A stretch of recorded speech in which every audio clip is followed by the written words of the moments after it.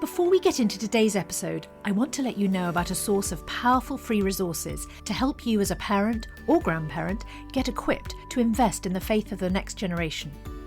Our Next Gen website has been designed to help empower you to navigate tough issues with the young people in your life. At NextGen, you'll find articles, entertainment reviews from a Christian perspective, parenting stories, helpful parenting guides, and even answers to the tough questions. All these resources are free as you engage on the front line of raising the next generation for Jesus. So why not register today at premierinsight.org/resources to receive free resources from NextGen. That's premierinsight.org/resources. And now it's time for today's podcast.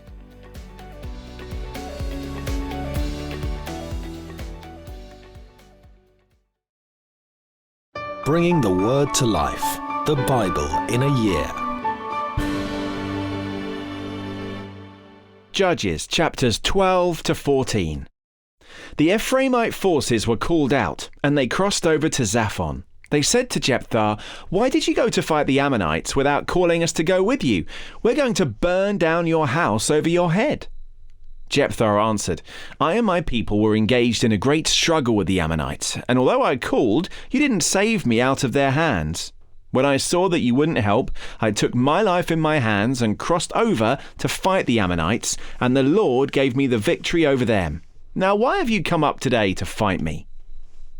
Jephthah then called together the men of Gilead and fought against Ephraim. The Gilead struck them down because the Ephraimites had said, "You Gileadites are renegades from Ephraim and Manasseh."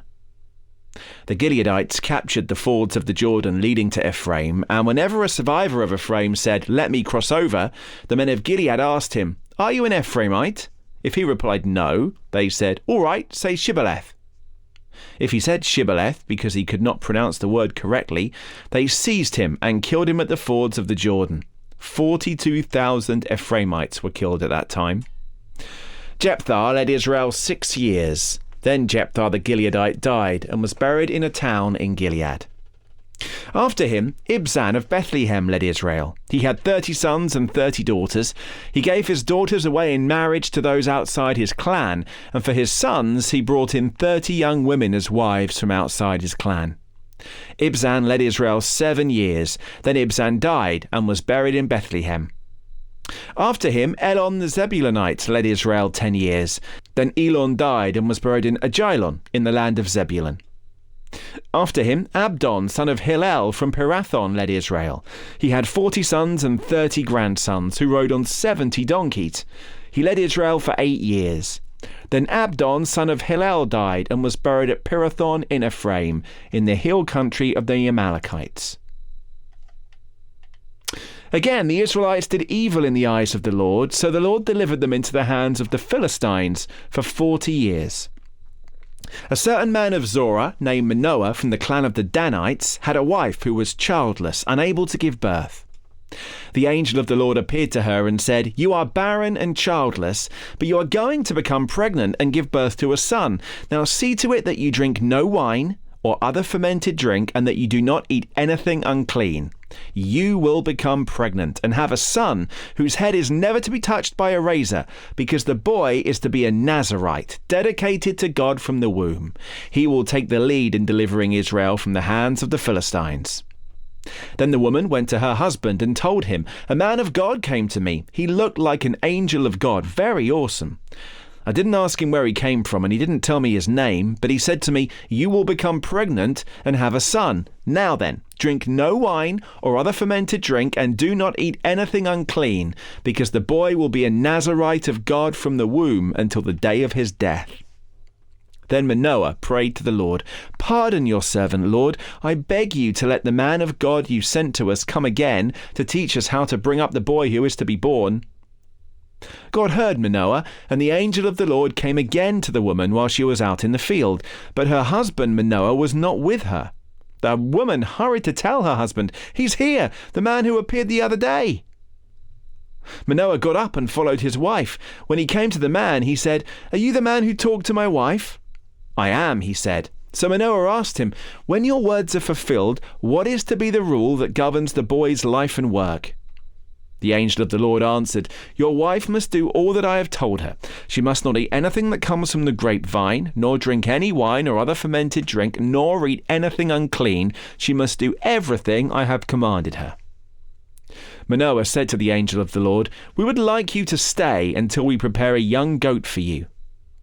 The angel of the Lord replied, "Even though you detain me, I will not eat any of your food. But if you prepare a burnt offering, offer it to the Lord." Manoah did not realize that it was an angel of the Lord. Then Manoah inquired of the angel of the Lord, "What is your name, so that we may honor you when your word comes true?" He replied, "Why do you ask my name? It is beyond understanding."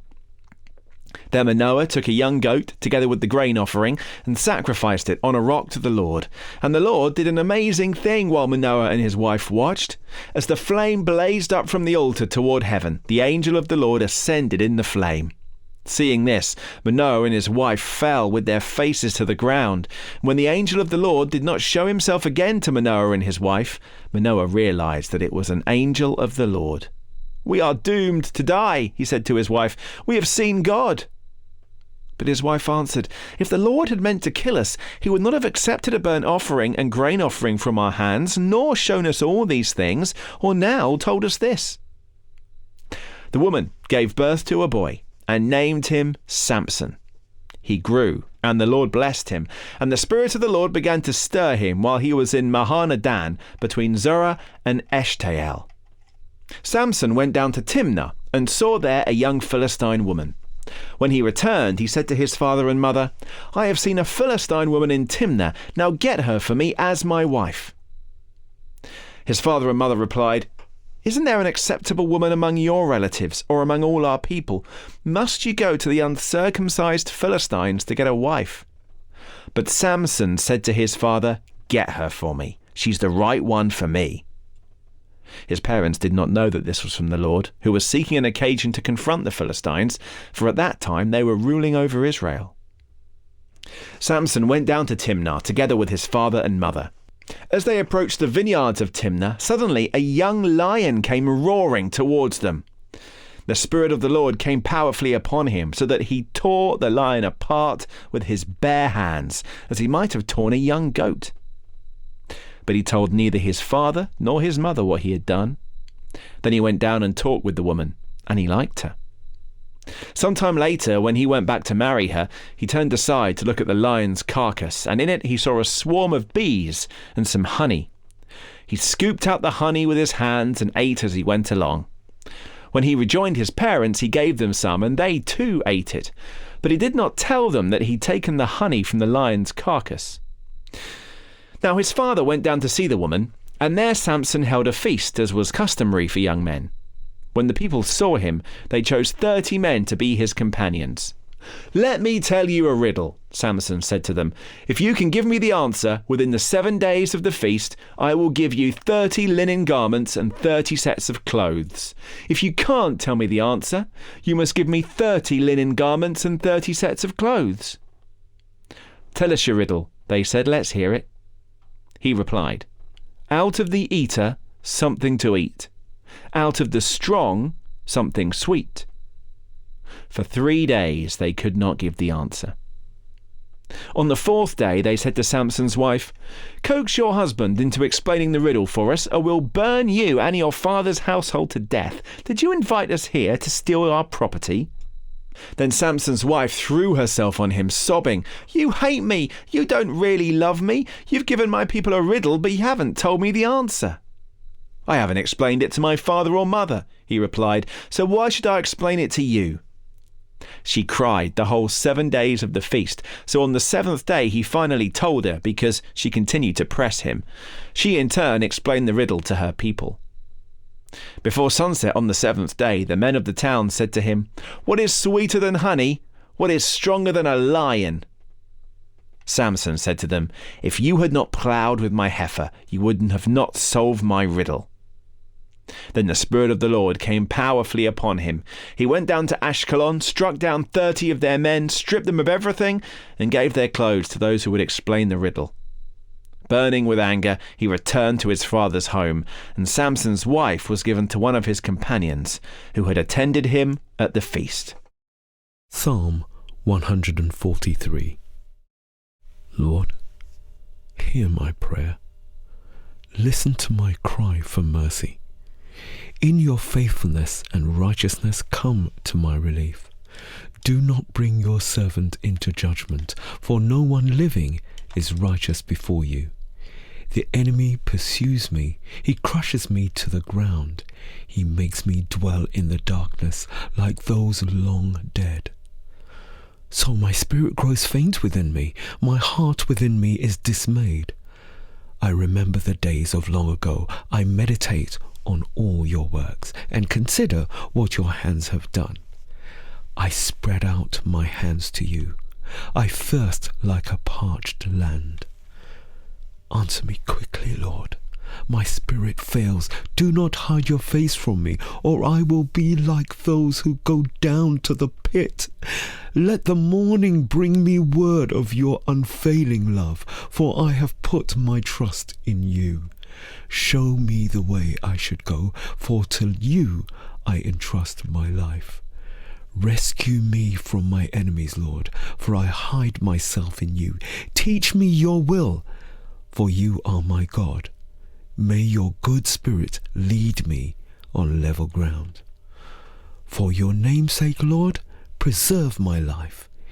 In your righteousness, bring me out of trouble. In your unfailing love, silence my enemies.